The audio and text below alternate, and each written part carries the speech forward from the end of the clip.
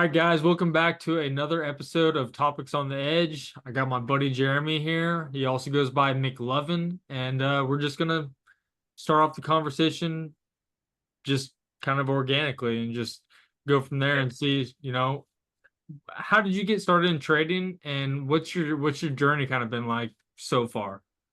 I think journey's been kind of similar to most. I started 3 years ago during COVID, and I had some money. I thought, oh, I'm going to be a trader, and I started kind of throwing money around left and right, and I hit some. It was a good time to be kind of investing in small caps, and then I lost a lot as well, and I quickly realized I have no idea what I'm doing. So I dove into the books and started studying chart patterns and really quickly kind of jumped around room to room trying to find that special sauce. Like I think when I was starting out, I thought that there was like the holy grail of an indicator or a mentor, and it just wasn't working. Like I'd go in these rooms, try and learn the system, I'd be losing money, and I was like, this is a scam, and I kind of got disenfranchised. Like just I was like, I don't know if I can do this, and it was really like 2 years of pretty much flat P&L until I really started to get some traction. And quickly, 2 years in, I said, there's no holy grail. It's really just about doing the work and also about my mindset. And that's when things kind of really changed for me. So when you say that you started investing in small caps, do you mean you're buying small Yeah, caps or like so yeah, like you like actually honestly during COVID that's probably like the best thing ever because like that was one of my struggles because right before COVID that's when I started learning how to short sell yeah. and everything was just dying. And then all of a sudden everybody got these stimulant checks and everything was just going insane. And I was getting squeezed a lot. And so Right. I would imagine you probably did pretty good since you're buying everything would So just keep it was going. COVID. I had money and I was like looking at COVID companies. I was looking at like cleaning companies Yeah. for and things like that. And I was like a bag holder for months. Like I would put thousands and thousands of dollars into these companies and I would just hold my bags. And then one day, like PRPO, it was like a COVID testing company, it popped up like 300%. And I was like, oh my Holy gosh. shit. Yeah, it was crazy. And that happened a few times. And then, things kind of started dying down and I was taking fat losses and I didn't know what I was doing. And I was trying to be a day trader. And in hindsight, I should have been paper trading. I should have been studying. I lost a lot of money in education just thinking I was a day trader. And it took years, different rooms, coming up with a strategy that really worked for me and committing to really studying. So when did you start learning how to short sell? Like how far into like your journey did you learn like, oh wait, I can make money when the stock goes down? Like that was like such a like Yeah. mind-blowing like thing for me. I was like, what the hell are you talking about short selling? Yeah, today I'm primarily small cap trader, like 80% of my trades, and of those trades, probably 80% too are on the short side. But it wasn't like until like 6 months of trading that I really realized that you could go short. Yeah. And, you know, just through the rooms, like a lot of the rooms that I got into, that was the primary strategy. So I was almost forced to learn it and digest it. And I mean, it's a great strategy because a lot of these small caps, they have to dilute, and what goes up comes down pretty quickly. Yeah. So I, it's I I remember like hearing like easy up, easy down, and like like a lot of these stocks that would go crazy during COVID, like they would just like you said, there'd be it's just straight up. And I remember like when you can finally like be patient, that was my biggest problem was like I went through I tried out a lot of different styles and I would start scaling in or like I was notorious for like chasing the front side, trying to yeah, like top tick everything. But like once I learned how to be patient, and you see these things just shoot straight up, and they start finding a top, and the volume starts dying down. It's like, oh, okay, well that's where you get in, and then it's pretty easy to start making decent money after. But you lose a ton of money at the very beginning because Yeah, well, inexperience, and it just exactly. is part of the journey, I guess. And that's why I think any new trader, should be paper trading for Oh, really 100%. as long as they can, because until you have a proven system that's back tested, that produces for you, you should really stay as a paper trader. Yeah, I really think that a lot of people they get really sucked into like you can make an ungodly amount of money in trading stocks, but like it takes a long time and a lot of work to really grow your account and get the screen time to be able to capitalize on that stuff.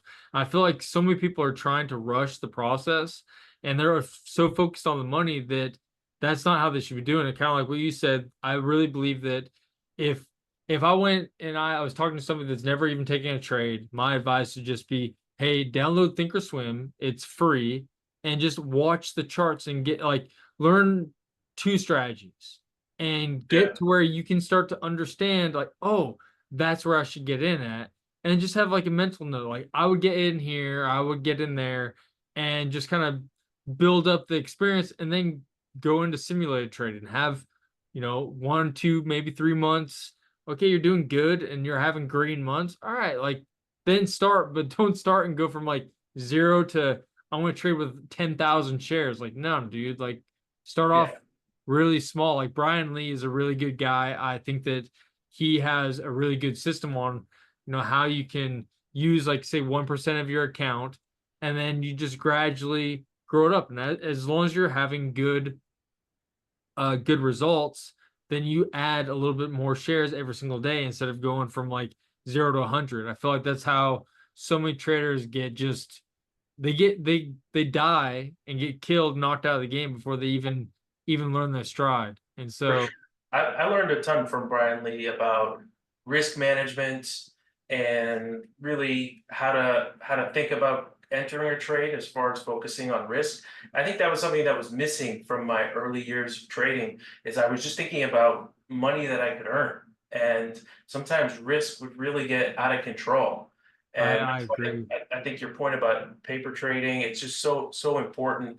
And I remember the early days, I would dive into technical analysis, and I would be like spotting all these patterns on charts. I'm like, oh, that's a head and shoulders. It's gonna fail, and I would just go like all in, and it didn't always fail.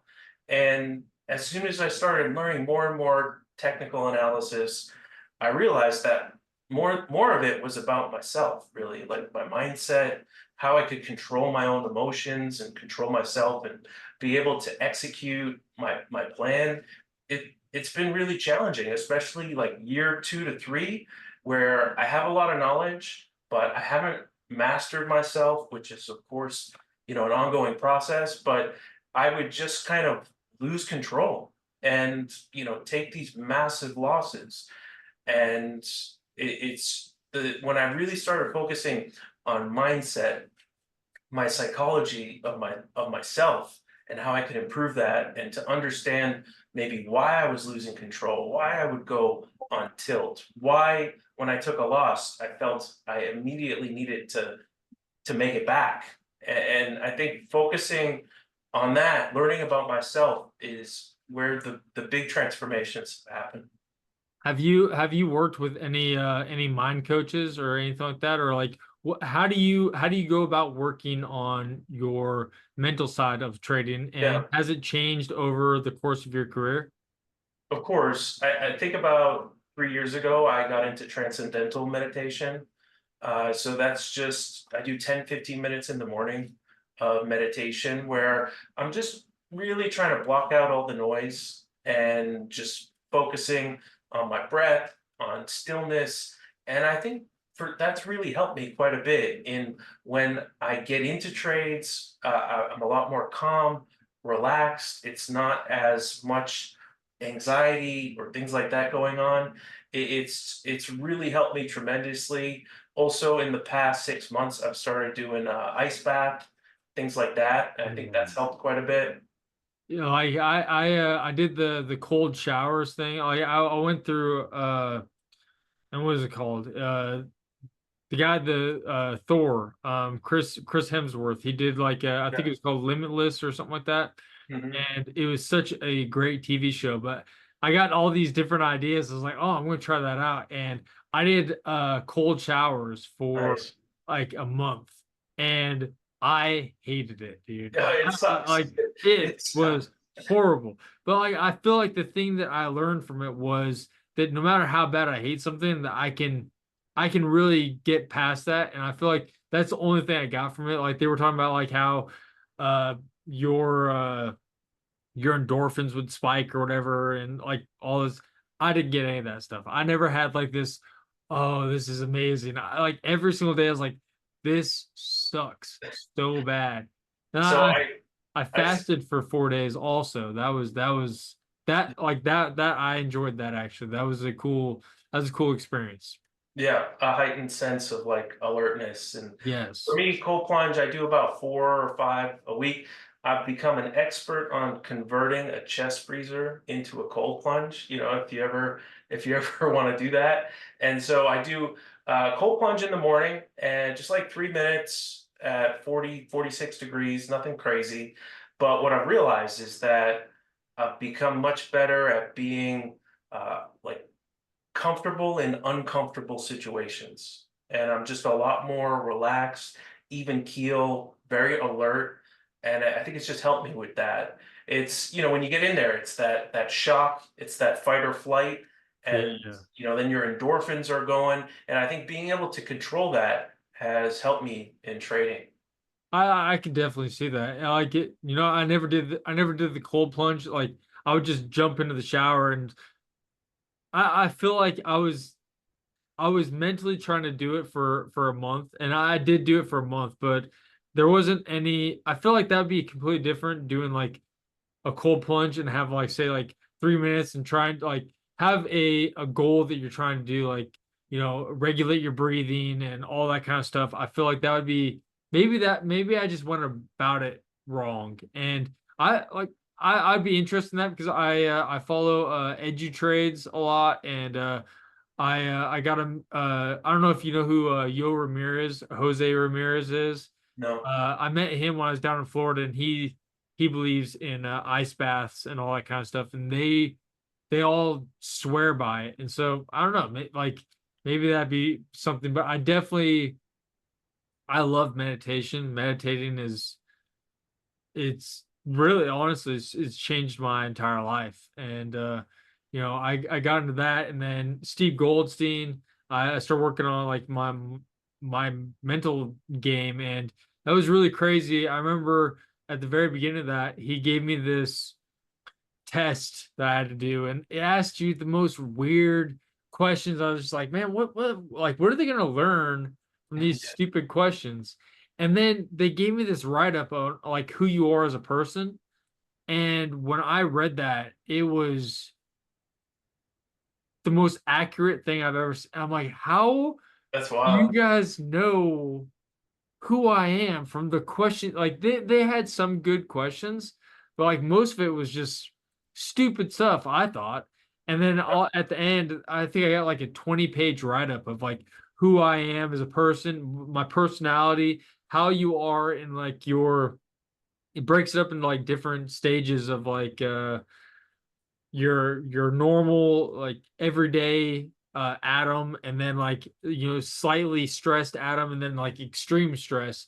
And it shows how your personality will jump from something that can be a really good, like your really amazing quality in your normal day life, can actually turn to be negative under extreme stresses. And how you can kind of counteract that a little bit, or like he Yeah. helps he helps guide you into different things, which is my next question. If you had to choose one thing that was really really hard for you at the very beginning, that one of your emotions that you had a really hard time dealing with, what was it, and how did you figure out a way to work with yourself? Well, there's a lot that I could answer Yeah. that with, especially in the beginning. It's tough. I think that for me, uh, a red day, I would feel like shit at the end of the day, and I would bring it into my evenings and into my relationships, into my friendships, and I would just feel shitty. And I think that's was one of the hardest things to kind of get over is that I am not my P&L.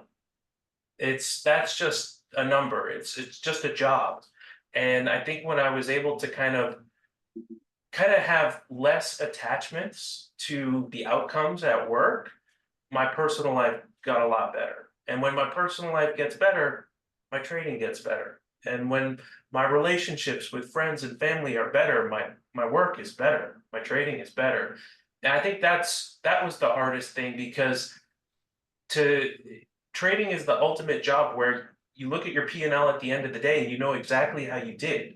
There's not a lot of jobs that have that level of ability to measure your performance. It's all about your P&L. And so to have a red day was just the worst, even though I had so many of them. So I would end my days like with negative self-talk. You're stupid, you suck, you're terrible at this, you're not gonna make it. And like those things, they seep into you, who you are. And it took a while to get out of that.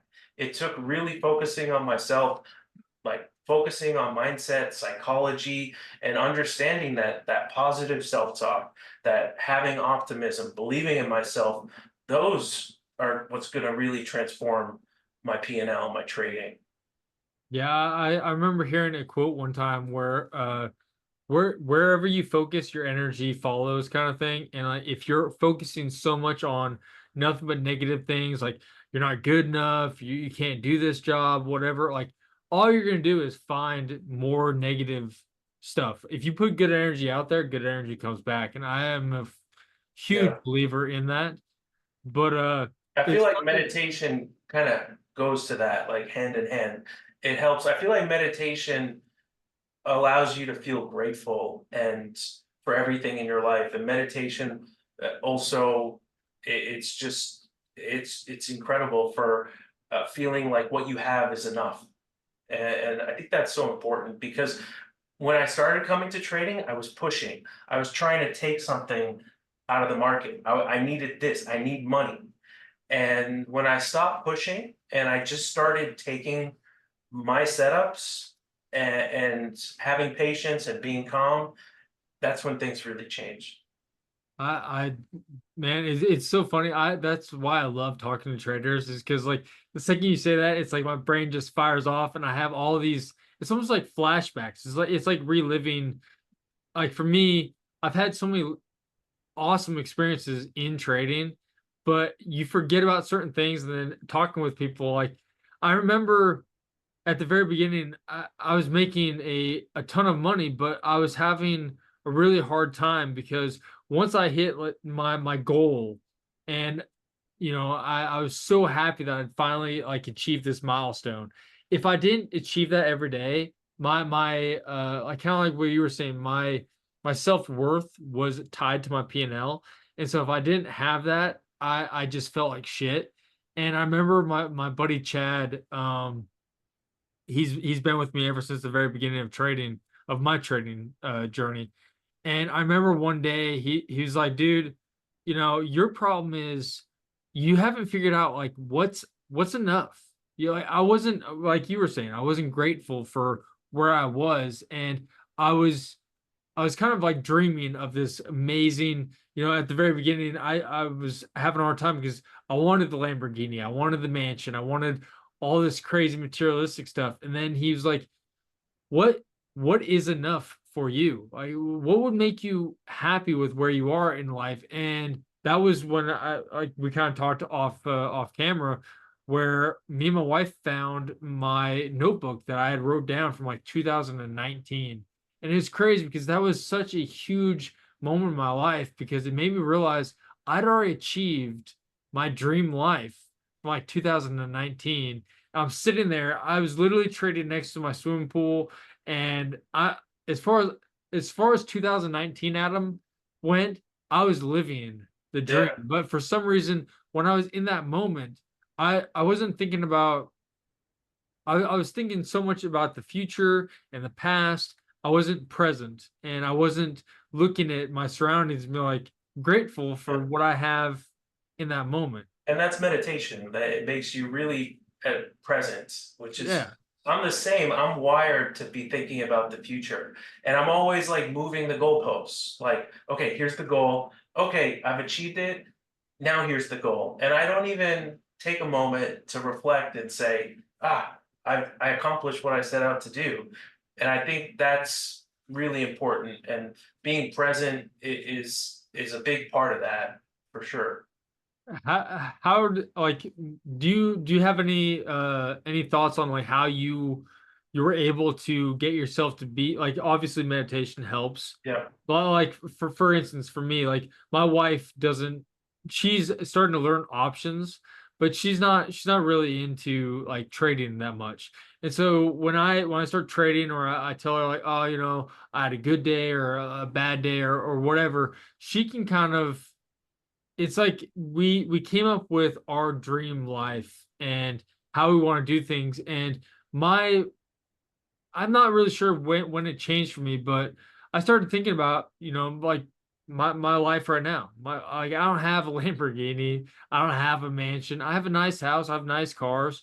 And what we kind of shifted things to was, instead of buying, like keeping up with the Joneses, what I was what I'm focusing on is paying off debt and having more freedom, more financial freedom. And for me, sure. that's what that means. And so when I kind of start, I call it like losing myself a little bit. She kind of like reels me back in, like, no, no, no, hey, just, and she's kind of the thing that keeps me grounded and balanced, because I, like you were saying, I'm a huge dreamer, man. Like, if you, my brain will just float off. I'm like, man, all right, I'm gonna have, $10 million by the time I'm 40. I'm gonna have, what, like, I can make up the most grand dreams. And she's just like, hey, Yeah. just just be present. And Well, like, I think she's the that thing that balances that me. question, I forget who asked it to you, but what is enough?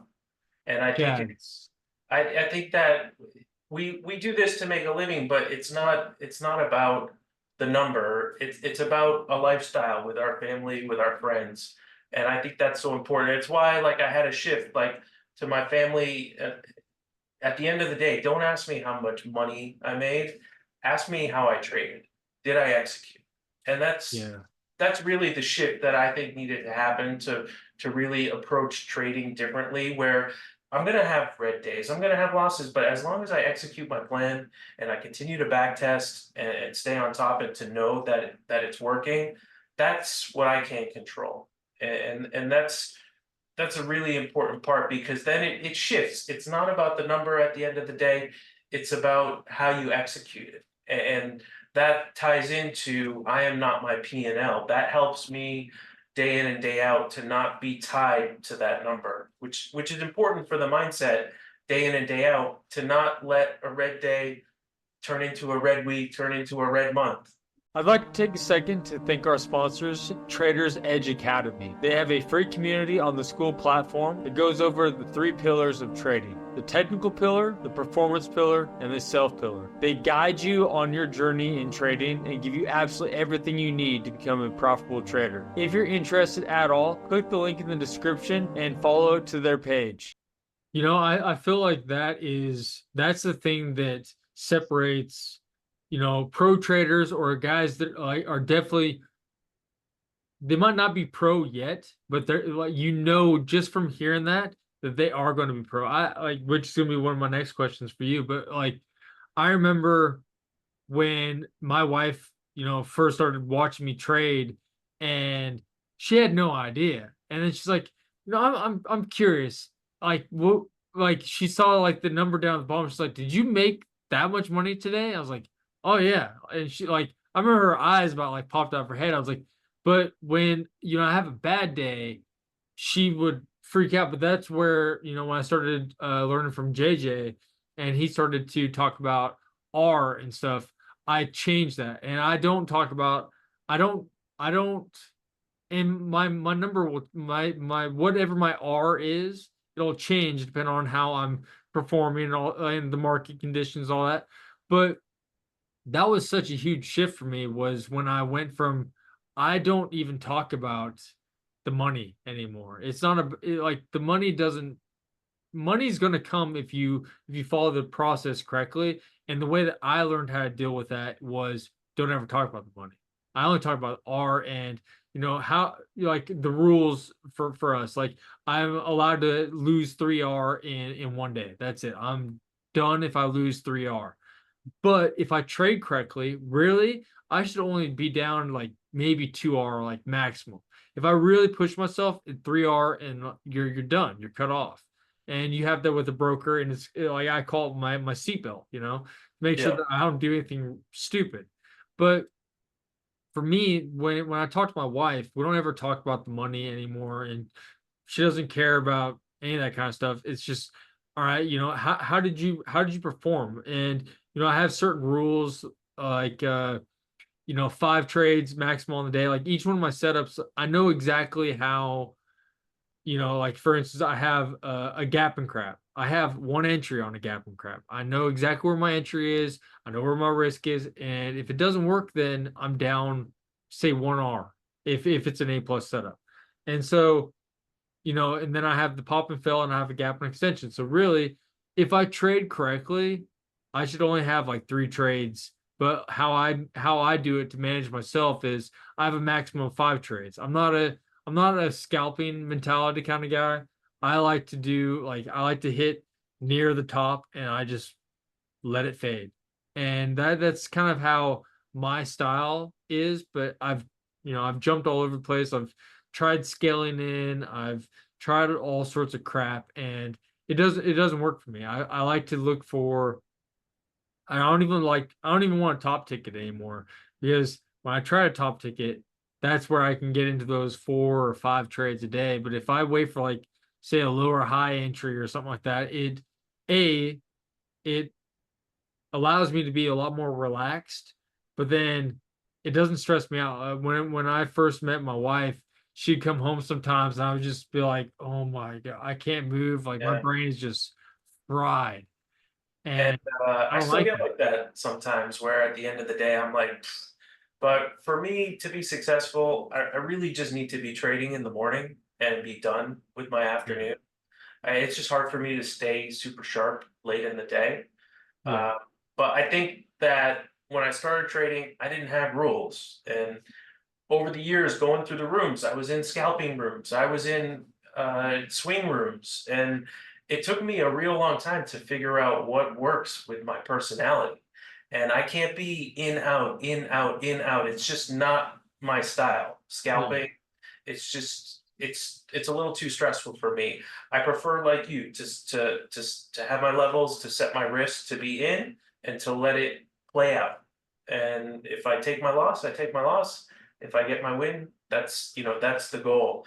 And I feel like as a new trader, coming up with these rules to keep you safe, especially being a short seller, it's so important because there's these stocks that go up 1,000%, and I used to be playing those stocks, and I'm no longer doing it because of my rules, and they keep me safe, and they're so important. What like for instance, if you explain some of your rules, like how did you like did you was it like a trial and error period that like you just kind of like you would set a rule and you're like, all right, let's see if this works for my personality, or like has it changed over a while, or what are some of the rules that you have in place right now, and what made you make those like Yeah. concrete rules? My rules have changed quite a bit. I mean, I used to just adopt my mentor's rules because I thought they were proven. But what works really well for me when it comes to short sale is I don't trade under a million float. If it's a million to 2 million, I'm on guard. Also, the daily chart, I want to see a stock with good gap stats that it's going to fail. I don't want to see where it's going to hold for 2 or 3 days. So those are going to be my most important. The float size, that it's a company that has dilution. That's what's going to give me confidence to size up. But also the news, is it kind of fluff news? That stuff's important. So I think like most people, I'm going through my checklist, my red flags, and I'm quickly starting to develop a thesis on the company, on the stock, what I think is going to happen, and I wait for open. I'm not trading pre-market. It's just I can't really control risk that much during pre-market, so I wait for the open, and those are my main rules that have really kept me safe. But that weekly, daily chart, it's so important to see the past behavior of the stock. So you don't trade like recent IPOs and stuff like that. You need to see like this thing's had, Right. like a lot of selling pressure, has like I explain it like a ceiling.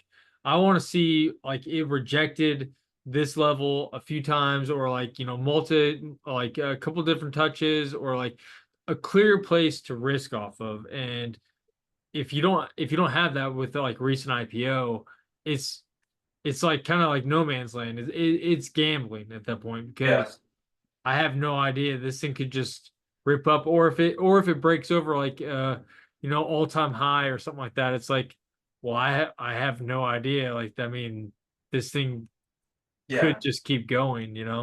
I'm the same. I need a history, and I mean, an A+ setup would be a company that is low on cash, that needs money, that comes out with fluff news, that has a very clear recent pivot that I can risk off of. That's like, float 2 to 5 million, and then price somewhere between $2 and $5 is my favorite. Yeah, But yeah, for that's sure. going to be A+. How is using indicators changed throughout your career? Like, do you use indicators to like know where your entries are going to be, or do you use like, for me, for instance, I only use indicators for targets, Yeah. essentially. That's what I use it for. But how do you use indicators, and has that changed a lot over the course of your career? Um, Yeah, I mean, when I was starting out, I was looking for the holy grail of indicators. I was like, where is the Um, indicator that's going to tell me when to buy and when to sell? And I never found that. And I spent money, like lots of money, on oh, stupid yeah. indicators. But same, I use EMAs, for targets, and I use Fibonacci for entries sometimes, things like Yeah. that. Yeah. But I mean, volume is my biggest indicator for Man, sure. so I just man, I wish I would have read this book. I've had this book for like 5 years probably, and I literally want to kick myself in the nuts for not reading this book. But it's the volume price analysis. If I would have read that book back when I first bought the book, that would have saved me so much money, because it's it's such a simple book, but really it's like, man, like the lessons that I I Yeah, didn't need to spend thousands of dollars to learn these lessons. If I would have just read that book, it would have been, that's kind of where I come up with like the ceiling and the floor kind of thing. And how, like, when I first started trading, especially when I started learning short selling, I had this idea because mentors or rooms that you're in, they're like, oh yeah, these things just go back to the floor.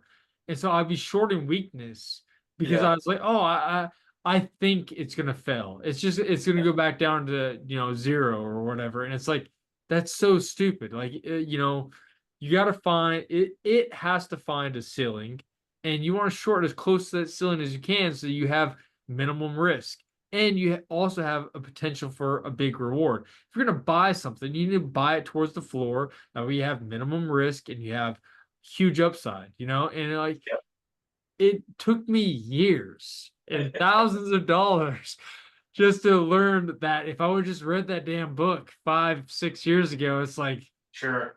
I'm man, the same. All that money I spent on rooms, on indicators. If I had, for me, it's John Carter technical analysis book. If okay. I had just read that book, it would have saved me so much money. Oh, But I think, going back to my stories, like we all have this journey of struggle, of figuring it out for ourselves, of ups and downs, and we still go through it. But I think that is a journey that every trader needs to go through. Like you can't just come in.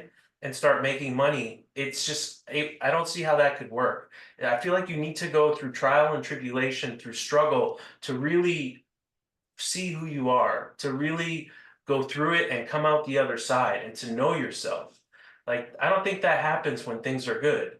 It's when things are bad and you struggle that you really find out who you are under the test. Like and that gives you confidence as you get through that to grow and to know that you need to continue to work on your craft, that you never made it, that it's a constant grind.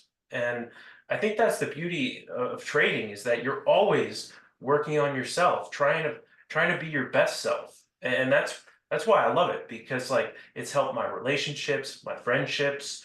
Uh, you know, I used to be an athlete, but then in my 30s, I wasn't working as hard. Trading, I've got back into the gym, got back into playing hockey, all these things that are so important for being well-rounded and to having these outlets that are so important for us.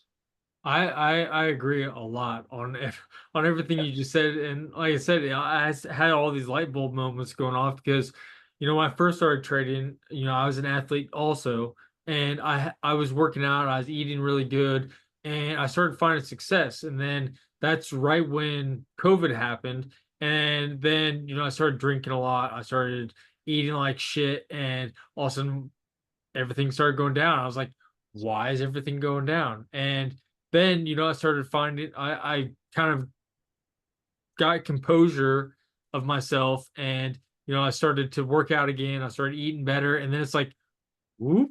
I was just like, oh, like this stuff is tied together. Like I feel like every single successful trader that I know of is in they're gym rats. They're eating healthy. They like you said, they have good relationships. They find life balance. And I feel like that is so, so important. It's such an overlooked thing that, a lot of these beginner traders, which was gonna be my next question, if you're trading full time and I Yeah.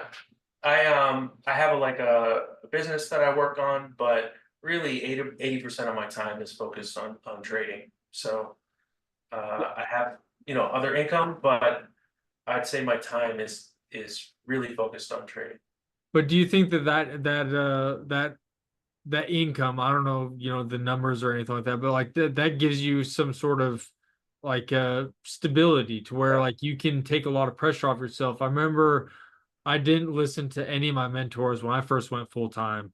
And that was a super stressful thing when like your mortgage is due in 2 weeks. And when I first went full time, there like the stock market was just dead Yeah. and there wasn't anything gapping up, and it's like, oh, dude, I have a mortgage in like 2 weeks, and luckily I was able to scrounge up a couple of trades, and I was trading with way too much size then, anyways, but I was able to make it and survive. But Yeah. in hindsight, if I would have just had something that was stable, like for instance, like right now I have a full time job, but I have it worked out in a way that I can trade full time, That's and great. it's not exactly maybe it's not like 100% ideal, but I mean it's good enough to where I don't know. I'm happy with how things are. I feel like that's one of the things that beginner traders, almost every single trader that I talk to that's like really new,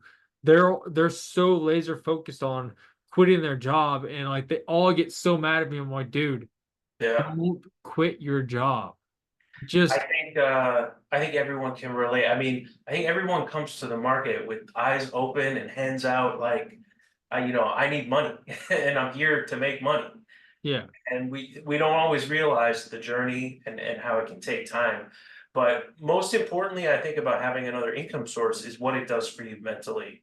Because when you don't have to come and say, I need to take a trade today and I need to make money, you're in a completely different mindset than if you were just like, I'm coming to the desk today and I don't need to take a trade. I'm only going to take the best setup. I think that does wonders for you and your mindset when you can truly be selective and wait for your A plus setup. Because if you know you have your mortgage, you're leaning forward, You got your hand on the button. dude. You got to find something. Yeah, you're like, I got to find something. And that's not the right mentality to have when coming to the market. I think we have to have the mentality of, I'm okay not taking a trade. Some of the best traders take 6, 7 trades a month that they size up tremendously on, Yeah. because that's their, I mean, wouldn't that be the lifestyle to take 6 or 7 trades and make incredible money because you have so much confidence in your setup? That's, I think, the real goal, is to not be here every day pushing buttons, is to get away from the screen, to come here and to only find the best setups. And that's a journey. It's something I think as traders, we think we need to push buttons all the time, but it's not the reality. It's not what's going to put the money in our pockets, I think, at the end of the day. I agree 100%. I think that at the very beginning of my trading career, I was at my computer desk all day, every day. And I remember it's probably Chad again. Like Chad was like, dude, like, what are you doing, man? Like, we got into this to have like freedom.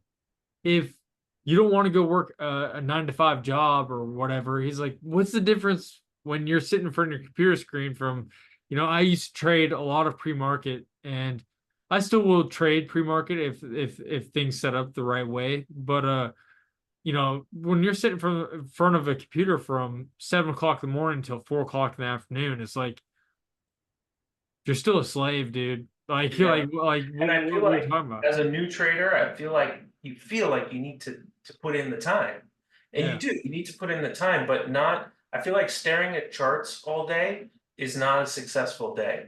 I think going through your training, looking at your setups, back testing, that's a trading day. But just staring at charts, looking for your setup is not a full day's work. There's work to be done, back testing, journaling. That's where the real important time and being like a complete trader really is. That's where the job of being a trader is. And I say that all the time. And I use the example of I remember when I was fighting that everyone's like, oh dude, I could hop in the ring and I could go fight somebody. I'm like, yeah, you could, but if you fight an actual fighter, you're gonna get your ass kicked. It's not that like the person that's in the ring is a million times better than you, but it's the fact that they're doing the job. They're running every day. They're eating correctly. They get their sleep. They're doing they're training every single day, and they're putting the work in. Like when beginner traders show up to the stock market and they want to be a trader, it's like, what does that mean to you?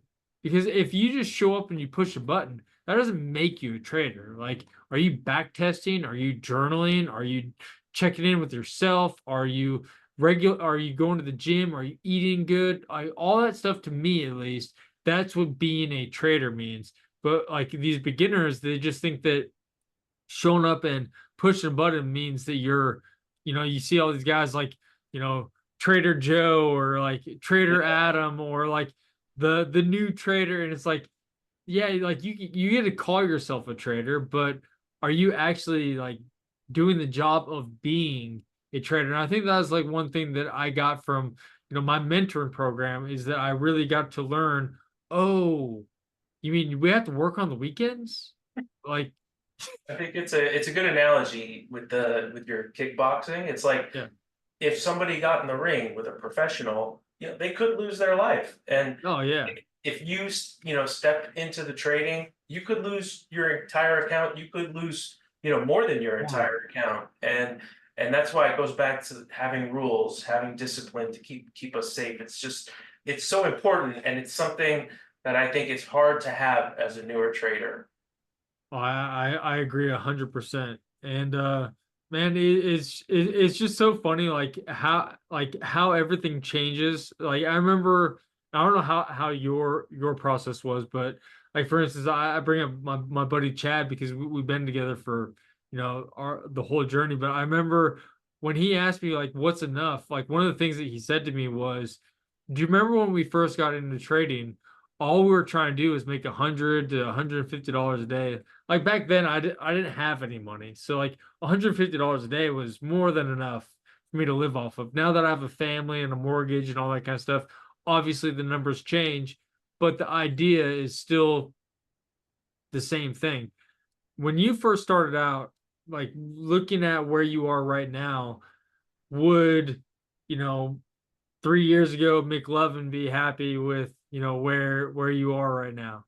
It's a good question because when I got into it, I had all these big dreams, and I was actually throwing a lot more money around back then without, having any rules or knowing anything. And thank goodness for the market that it was a long market for small caps, or I might not be a trader today. I could have, lost all my money and back to my 9 to 5. And so I think the trader that got into it had these big dreams of aspirations of making money and not having to work hard. The me of today Yeah. works hard and makes money, but I think I respect the market. Like I know that a big loss could happen any day, and that I need to be on guard at every moment. I have it written right here on my whiteboard. Only trade when you are clear minded. And I think it's so important because if I'm not feeling well someday, or I'm in a bad mood, it's going to affect my trading. And I need to be sharp. I need to be positive. And that's why mindset, I think once you get the technical part down and understand your setups, your strategies, mindset is everything. I agree 100%, but that kind of goes back to, you know, not needing to make money from the stock market, where you can show up and you can be like, all right, this is I remember at the very beginning, like I would have some of my mentors be like, let the trade come to you. And I was like, what the hell does that even mean? I don't like what are you talking about? Let the trade come to you. And Short the then ass. you get older and you get more experience. You're like, oh, I get what they but it's so funny because when you don't know, you don't know kind of thing. Yeah. And it's very interesting. Like I don't know, it's really a fun journey. I remember at the very beginning when I first met my wife, and we were kind of like joking around, like when we were like talking, like wanting to get married and all that kind of stuff. I was like, what does your dream life look like? And for me, no matter how much money I make in life, I plan on trading stocks every day, or at least being there. And like I I love trading stocks more than just the money. Is it's something that, even if I didn't need any money, if say you won the lottery or came into an ungodly amount of money where you don't need a job or money wasn't a factor, I would still do it because of how it makes you dial into who you are, and it makes you it's such a fun game. It Yeah. really that is what it is to me. It's just a game. Like once I got to that point, it made like this mental shift, and for some reason that little shift was just such a huge breakthrough moment where it's like, oh, like I got this now. And when before that, it I was I was trying to force something instead of just, Yeah. I don't know, for some reason I felt free. It made me feel free and then just I click. think that's something that any trader who's been profitable for some time can relate to, because when you go through the challenge of losing money or not making money, and you're working every day and it's not working, it's such a mental grind that when you come out the other side of it and you start profitable, you start having consistency, it gives you tremendous confidence. And not just in your trading, but in all aspects of your life. You're like, I can do anything. If I put my mind to something, I can do anything.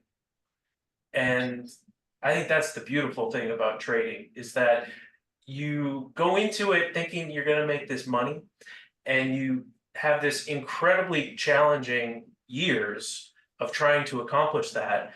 And then you work on yourself, you try and be your best self, and that's the real win, is that you've got this person that has tremendous confidence, that thinks that they can go into any situation and be successful. That's that's the reward, really. Dude, I could not agree more. Like it's this is such a good conversation. I feel like when like so you finally found like your niche, you found your success. Do you see yourself like changing and like learning, like adding more stuff to your playbook, or do you think that you're going to be? Are you content with where you are and just keeping Yeah.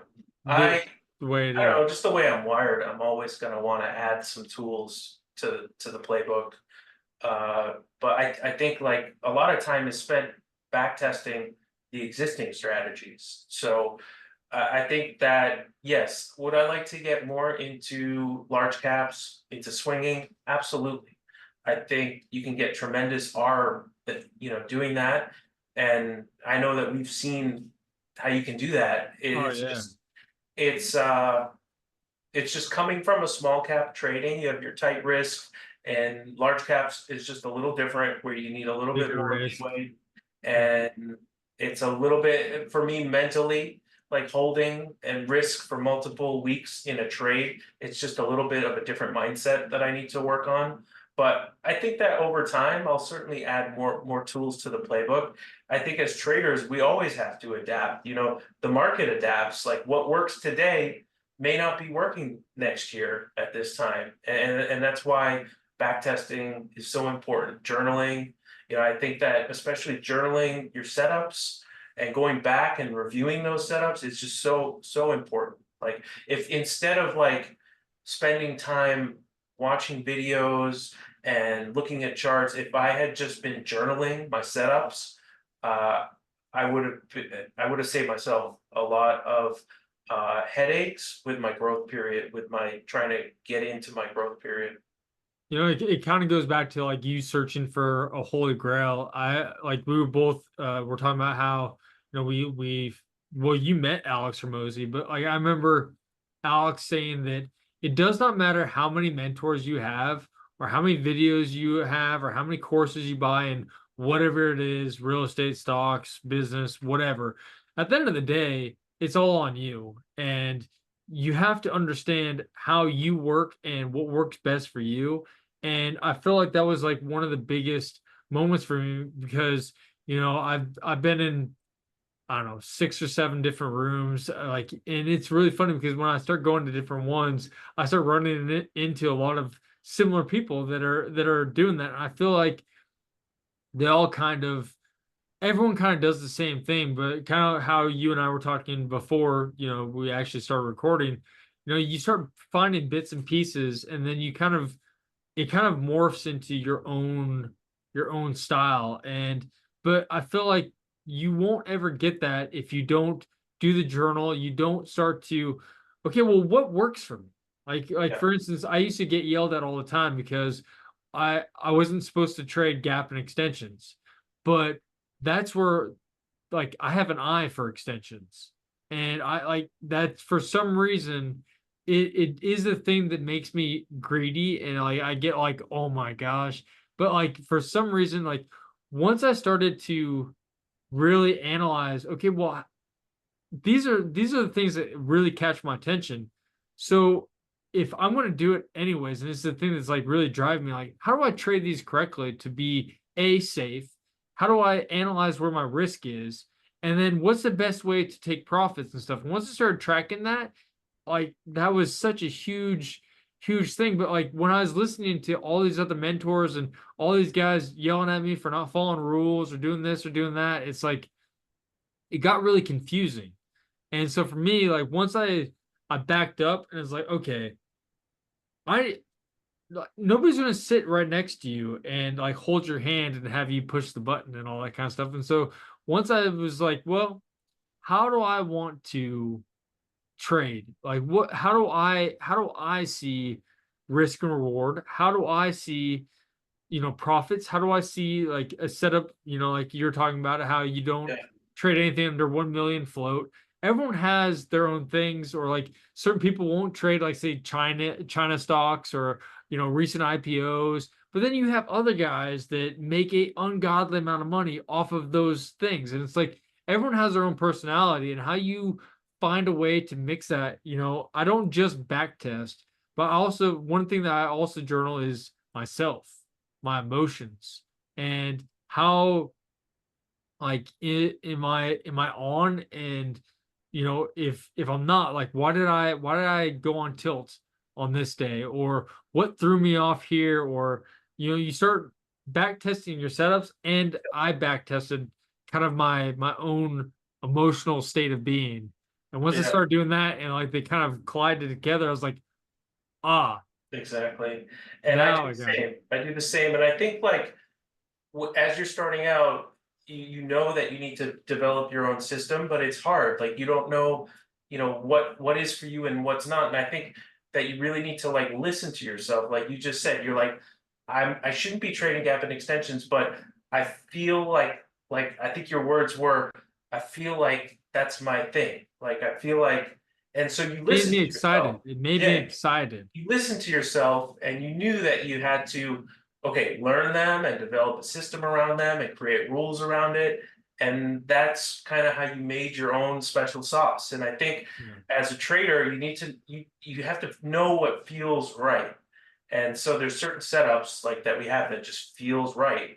And I'm the same. I have at the end of every day, I do this kind of technical rating for myself. I give myself a rating on all these different categories, and then also emotional. Like, did you stay true to yourself? Did you trade on emotion? Did you respect your stops? Things like that. And it gives me this score at the end of the day on how I did. And then I also take notes on what I did right, what I did wrong, what needs to change, what was the best setup of the day, things like that. And I think that journaling, doing that not only on the setups but also on yourself, it's so important because over a month you can start to see tendencies where like, oh, I was making this same mistake or I was doing the same thing right, and then you can really focus on that. And I think that's part of the key of transforming into a profitable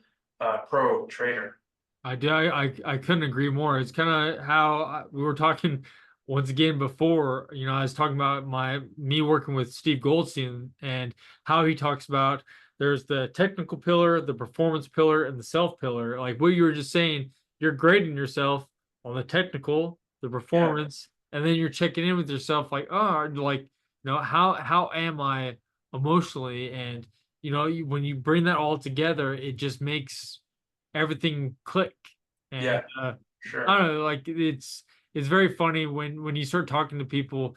Every single person that I talk to that's making money and doing this as a job, it's funny how your story is not the same as my story, like how you got into this, or why you got into it, or whatever. Like they're always subtly, like there's little differences, but it's very funny how it's almost like you're like those books, like choose your own adventure kind of thing. It's like we all start at like different points, but how you like the steps you go through, Yeah. it's all slightly different. But it's funny how everyone goes on almost the same journey kind of thing, is how I explain it. Yeah, I think it goes back to like how we all have to go through that to make the other side worth it, right? Yeah. And that journey of struggle, and it's all going to have some similarities because we all have that voice in our head, that self-doubt. Are you enough? Can you do this? Do you have what it takes? I think it's just human nature to doubt, to have that. And it's one of the most challenging parts about this is starting to gain that confidence and then to listen to the good voice, to the confident voice. Yeah, I kind of like where I don't know how you dealt with that, but for me, I started backing away from people. I stopped listening to people, and I just kind of in that point that I started finding that confidence. you know, One thing that I would recognize is whenever I would, talk to people that are really important to me, I would always ask them for their opinions on things. But then I started recognizing, why am I asking you for your opinion? Because really what I need to be asking myself is, how do I think about this? How do I feel about this? And it's very interesting because when like most of the things that I've done in my life that go against kind of like the social norm or that are very unique for me, those are the things that I get super nervous, super insecure, and but like the second I can get over that hump, it's like just like Yeah, blissfulness. And it's such a strange thing because I look at it like you have a devil on one side and an angel on another side, and it's like, how do you get the devil to shut the hell up? And it's like yeah. it's For it me, it changes. was it was removing ego. And it's one thing to say it. It's incredibly difficult to remove ego from not just trading, but from things in your life. Like the feeling of wanting to be right. And I think like when I can kind of twist that and let's say I'm in a discussion with a friend about politics or whatever, something like that. The ego wants to be right. But to remove that, I need to truly like understand another person and and I think that not having my viewpoint being understood is is really important in trying to remove ego from everything in our lives because I don't think you can say that someone that had a big ego has ever helped them with anything. I don't think that you can say that. So I think trying to remove ego is very difficult from everything in our lives, but I feel like it helps tremendously with trading because there's wanting to be right can get you in a lot of trouble. And removing ego and to very quickly accept when you are wrong and to change your thesis is a key. That was a really that was probably one of my biggest struggles. It's either greed or ego. That was Yeah. my biggest limiting It's hard. emotions. It's hard. I think a lot of people, especially men, I think struggle with removing ego. It's That not the ego problem, that like that dude, my biggest losses came from having ego and having to prove that I was right, and it brought out the fighter in me, and I would start fighting the star, and like yeah. how my wife calls it, it looks like a machine gun and went off on the charts, and it's just like it like you can't even Yeah. tell like, are you long or are you short? And when you're sitting back, you're like, You I you got don't know, man. the I Christmas tree over there.